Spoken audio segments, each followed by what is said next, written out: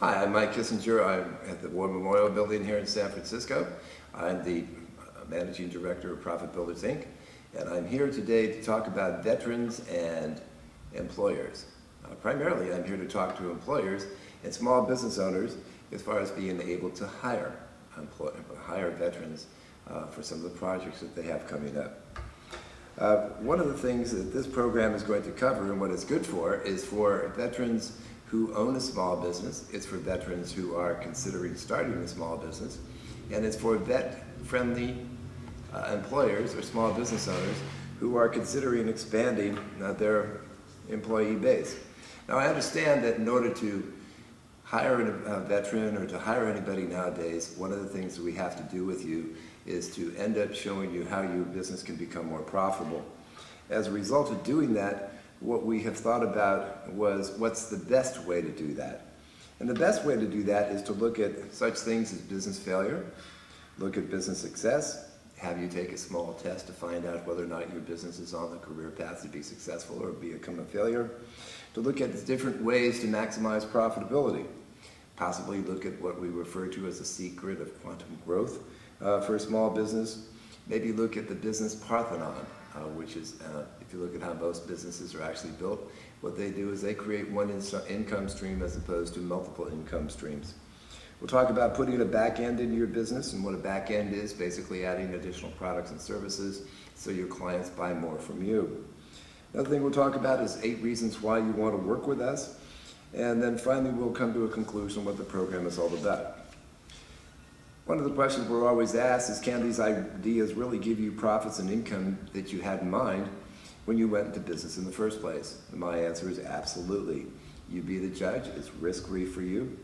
In fact, you get a better than risk-free guarantee because this is a free program that's being provided by the veterans at the War Memorial Building to let you understand why you should really hire veterans and what they can do for you. One of the persons that used this program was Vic Conant, president of Nightingale Conant, and one idea that we're going to talk about today produced over $900,000 for him in 6 months. Another person who used the program, which was Audrey Lanford, who was from Computer Imaging Company in Carmel, California, she used the ideas and they generated $1.25 million in extra sales for her.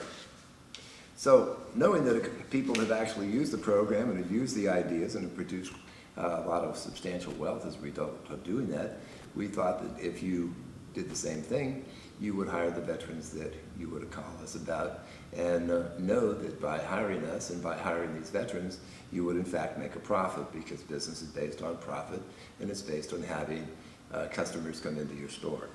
So let's look at why do small businesses fail. According to the Small Business Administration, 50% of businesses fail in the first year, and the reasons are these. Number 1, lack of experience. Number 2, insufficient capital. Number 3, poor location. Number 4, poor inventory management. Number 5, overinvestment in fixed assets. Number 6, poor credit arrangements. Number 7, personal use of business funds. Number 8, unexpected growth. Number 9, competition. And number 10, low sales. Now, we are in California, and we look at business reports by Dun & Bradstreet. And Dun & Bradstreet looked at its 23 million businesses, and they concluded that California's small business failure rate is 60% higher than the national average, and it's the worst of all states in the United States. Nevada was next with a failure rate of 65% as far as looking at the national average. New Hampshire was 38%, Tennessee was 36%, and Colorado was 33%. So across the board, at least in the United States, since 2007 to 2010, failure rates rose by 40%. And the question is why? What are you doing that's causing those failures? The major reasons for business failures is starting a business just for the sake of starting it. A lot of people really haven't looked into what's required to start a business or what the things are and the commitments that they're going to have to make. And even if they do start a business, what we find is that most people, rather than creating a business, have basically created a job for themselves. So there's a lot of mom and pop stores, there's a lot of professionals that are doing different types of businesses, but they really don't realize that they don't have a business. What they have is a job. And once they start looking at that job and they say, well, is this something I have passion for? Is this something that I really want to do? Am I strong-willed to create it? Am I building a business that I want to build that's going to last, that doesn't require my time and effort? Then they start realizing that maybe what they're doing is, by getting off the job notion and start looking at business as being a business, then they can actually build something that's going to be working for them. The next reason that businesses fail is lack of leadership. Now, looking at leadership, there's a lot of ways that you can describe leadership, but somebody that's in the business has to have the desire and passion to make that business work. And a lot of times, if you really haven't started a business for the right reason, you find out that you just don't have that leadership skill, you don't have that passion. The third reason why businesses fail is insufficient capital. Now, a lot of times when people start a business, they do not look at how much this is going to cost, nor do they realize that most businesses that are started usually take anywhere from 1 to 3 years before they turn a profit. So depending upon your skills, the training that you have and whatnot, you find out that you haven't really prepared for that. So let's say that you've only prepared for 6 months. You figure, I'm going to make some money in 6 months, and you find out that most businesses take 2 years. How does that set you up? The fourth reason for business failure is locality. Now, if you're in the real estate business, you find out that location is what most real estate people tell you when they're looking to buy a house or buying a property. When you're looking at a business, you want to consider the niche for your business. You want to consider the kind of customers that you're actually looking for. You want to look at the quality of the location that you have. You want to look at whether or not that area that you're at is a business-friendly environment. And you want to know whether or not the business is well equipped for the neighborhood that you're working in. So a lot of people decide, well, I'm going to say go to West Portal, or I'm going to go down to Market Street, or I'm going to go to a different location, and they never really assess the value of what that business is going to be within that given location. They would never even ask if businesses have failed within that same location or within that given area of the city that they're located in. So looking at business failure as to locality is a big issue. Another thing that we find is that a lot of business owners do not understand planning the business and planning the requirements. And what we try to have them understand is that you need a foolproof plan that will allow you to succeed. Those things include such as goals, future targets, plans for your business. Where is it going to be 5 years from now, 10 years from now? Is it going to be in business at all? Another thing is looking at the total office setup, including the employees and the infrastructure for that business.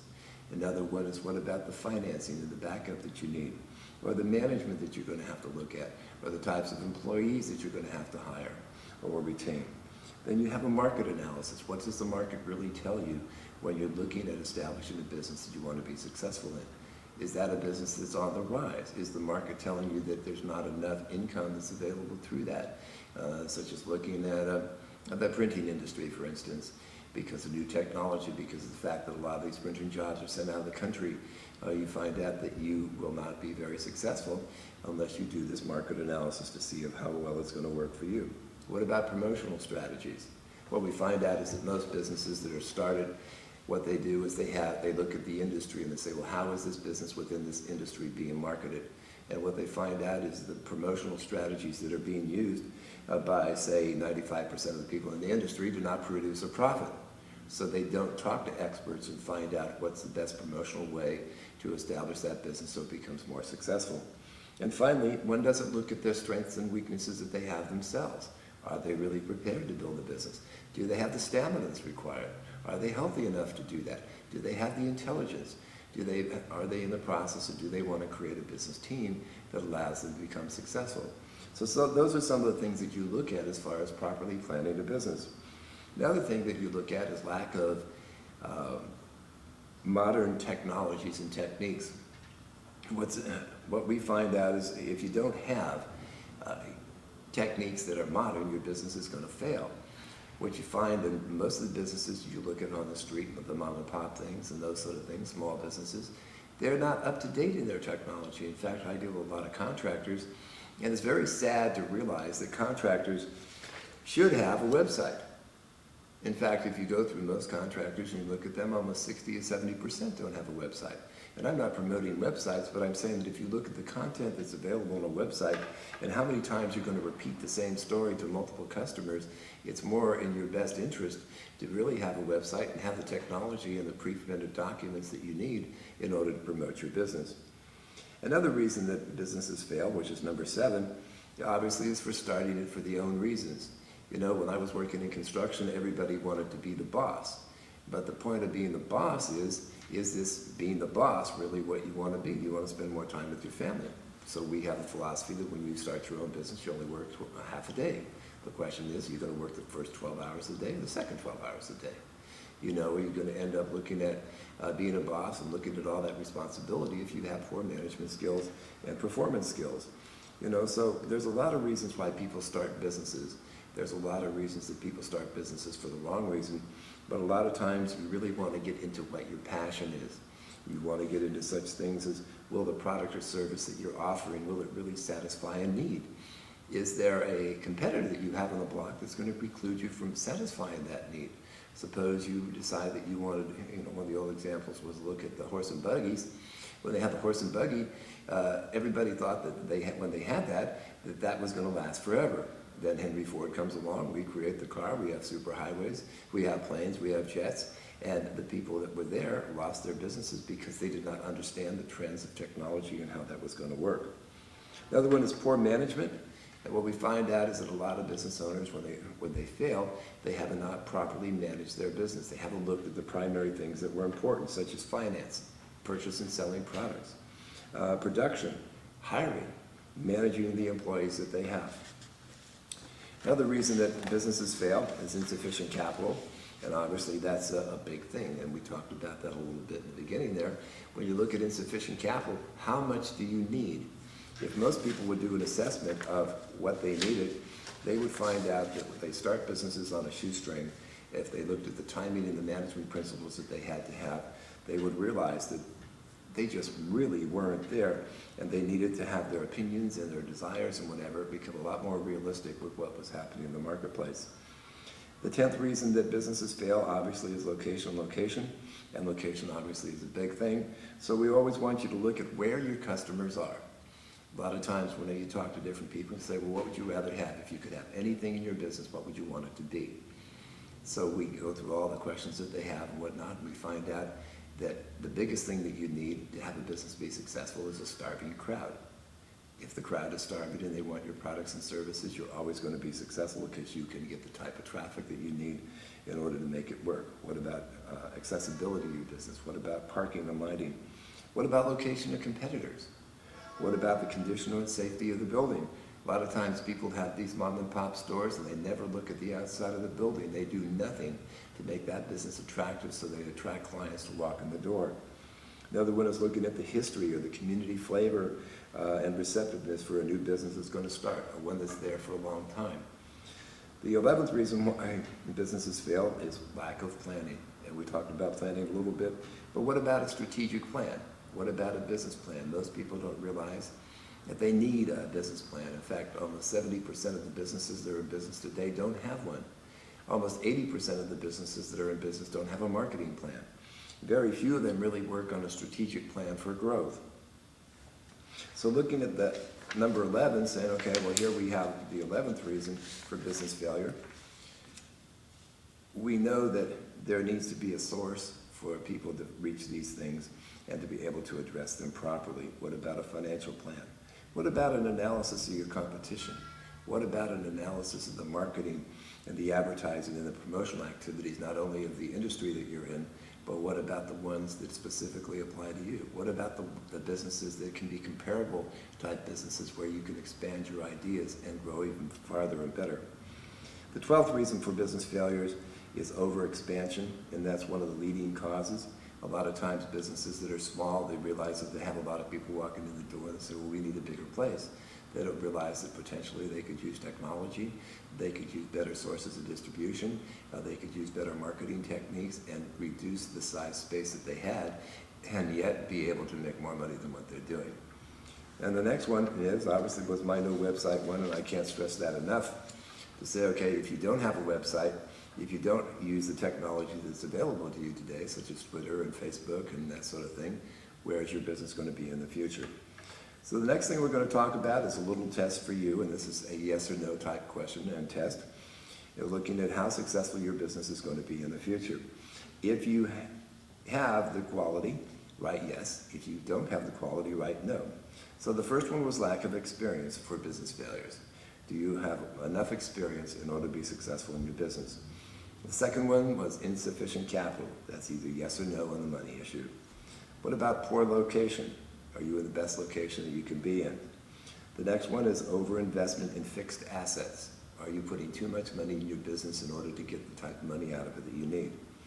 The next one is poor credit arrangements. Suppose you needed a loan, $5,000, $100,000. Have you set that up so you can meet that? The next one is personal use of business funds. There's a lot of businesses that take money out of the business and don't really realize the impact that that has on their business, both as far as credit and those types of things. Are you taking too much money out of your business, or are you keeping track of how that's working out for you? Especially when you consider selling that business. Or let's say you look at some of the tax things that happens in the business, and you obviously want to pay the least amount of taxes, but you also want to be able to exit from that business at some point in time. So that's an important factor. What about unexpected growth? Is that a yes or no for you? Or competition? Do you really understand how your competition is working? We'll go in a little bit further. What about overexpansion? Maybe no websites. Some of the household names that use the ideas that we do are AT&T, the Weight Watchers. For instance, AT&T uses these ideas. Boeing Corporation uses them. Budget Rent-A-Car, Century 21, Charles Schwab, Chevron USA, Douglas Aircraft, Dun & Bradstreet, Sprint, Levi Strauss, Merrill Lynch, Sears and Roebuck, and Shell Oil Company. When you look at a business, you want to look at the best way to create the issues of profitability. So there's 4 areas that you want to look at. Number 1 would be personal profitability. Is what you're doing in your business paying you the most amount of money that you can get? Or if you look at paying for that on the website or on the marketplace, let's say that somebody's working for you and you need to make $100 an hour. Suppose the task that you're performing, you would only pay someone $10 an hour for it, and you're doing the job. Are you using your personal assets the best that you can? What about people profitability? When you look at each one of the people that work for you, the employees that work for you, are they producing the great amount of profit that your business needs to make in order for you to be successful? A lot of times business owners don't look at that type of thing. What about customer profitability? Each customer needs to make a certain amount of money for you. In fact, there's certain companies that fire 10% of their customers every month just to be able to get by. And the reason they fire those 10% is because they are the least income producing clients for that particular company or for that particular professional service or office. The other thing is to look at concentrating on profitable clients, which is the 4th way. If you look on creating profitable clients, what you find out is that clients' availability becomes more substantial for you, because let's say that you have the way that where you can have a client spend $1 as opposed to having a client spend $100 for the same type of marketing activities that you're participating in. So those are some of the things as far as profitability you may want to consider. Another item that we talk about a lot is the secret of quantum growth, and this is a profit formula that I always use, because what it shows you is that if you're going to build a business, you need to know how to profit the most from it. For instance, let's say that you have a $100,000 a year business. That business would have 1,000 clients. You would have a purchase once a year by each one of those clients. And as a result of dealing with that, they would spend $100. Now, if you wanted to increase your business and you increased it 33%, what do you think the results would be? Some people might say, well, I get $133,000 by doing it that way. The way that we do it is we show you that if you'll increase what we refer to as the 3 ways to grow your business, number 1, by increasing the number of clients that you have, number 2, by increasing the amount of sales, and number 3, by increasing the frequency of sale, we will take that same 33% and create for you a $235,794 business.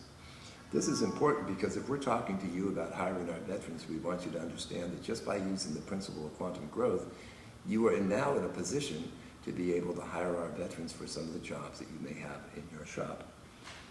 Second thing to consider, suppose we doubled your business, which means that you would go from 1 sale per year to 2 sales per year. You went from a $100 sale to a $200 sale, and you increased your client base from 1,000 to 2,000. We have now increased your revenues almost $800,000. If you'd like to know more about how to deal with the secret of quantum growth, please let me know. Another thing that we focused on is the business Parthenon. What happens in most businesses is that businesses build their businesses by what we refer to as the platform theory, the diving platform theory. And with that theory, what happens is that once the platform breaks, you find out that you cannot really build the business that you want because you've lost your revenue stream. So what we normally recommend is that you build a business by using a Parthenon method where you have multiple ways to support your business. So like building, if you look at this and you say, okay, here's a diagram for the business, and underneath it, you have different pillars that are holding the business up. If you lose one of the pillars, you're going to continue to make a profit no matter what happens. So some of the ways that you can do that is by direct sales. Some of the ways you can do that is by referrals or telemarketing, maybe joint venturing, direct mail, advertising, back-ending your business so you can end up selling more products and services to clients, or maybe endorsements. We have a whole series of ways to do that, and we refer to that as the 3 ways to grow your business system. And what this business system has done is created $6.5 billion in additional profit, and I say additional profit, for the companies that have used it, and it's been used by about 10,000 companies. So if that's something that you'd like to do or to find out more about, please let us know. The reason that that is important, obviously, is because if you do it correctly, and if you do it the right way and you understand how this works for you, there is no reason why you would not hire an additional veteran. For instance, let's say that we put a back end into your business, and a back end is basically where you add more products and services to an ongoing existing small business. Most small businesses only have single line products. Maybe they sell telephones, maybe they sell real estate, maybe they sell construction, maybe they sell whatever it is that they're selling. By putting the back end to a business, you can take that very business and add an extra $10,000, $20,000, $30,000 or $40,000, $50,000 just by looking at the way that the client base is being used and having this sort of a thing come into place. So looking at that, the question may be, would you like to add an extra $10,000, $20,000, $30,000 or $50,000 or more almost instantly for absolutely no effort on your part, no risk, and no investment? If that's something that you have an interest in, you might want to talk to me because that's something that we can do for you. One of the other things when looking at a small business that we find out that most people don't do is they don't look at the industries overall and find out how they can add or use that industry growth. For instance, Paul Zane Pilsner says, in today's world, working for yourself is actually smarter than working for a corporation. But what was so interesting about Paul Zane Pilsner is he focuses on the wellness industry. And he says by the year 2016, there'll be 10 million new millionaires created just because the way the American economy is going, should you focus on that particular industry. There was 8 reasons that we look at that would make us a great team. The first one being is that if you work with us, you'll be hiring and working with U.S. military veterans who are fully qualified to do whatever it is you ask them to do. Number 2, we'll make a great team because we'll be stimulating your thinking. We use the best philosophies and the best technologies in America in order to do that. Number 3, you'll uncover profit opportunities you might not otherwise have looked at, such as the back-end opportunity.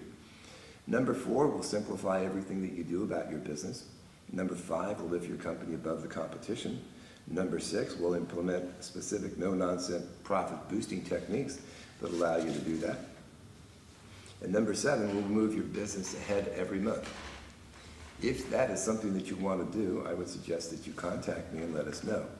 Now, there's some reasons why you may want to do that, especially when considering using the 3 ways to grow your business system and considering adding vets as employees to your business. For instance, Michael Montori said that by using the systems that we're offering you, if you hire a veteran, his sales went up 300%. J. Frederick Glass indicated that he used a $450 ad and was able to add $15,000 in windfall profit.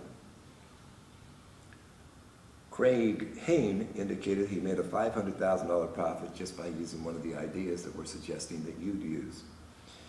Mel Warren indicated that his sales jumped 400% by doing the same thing.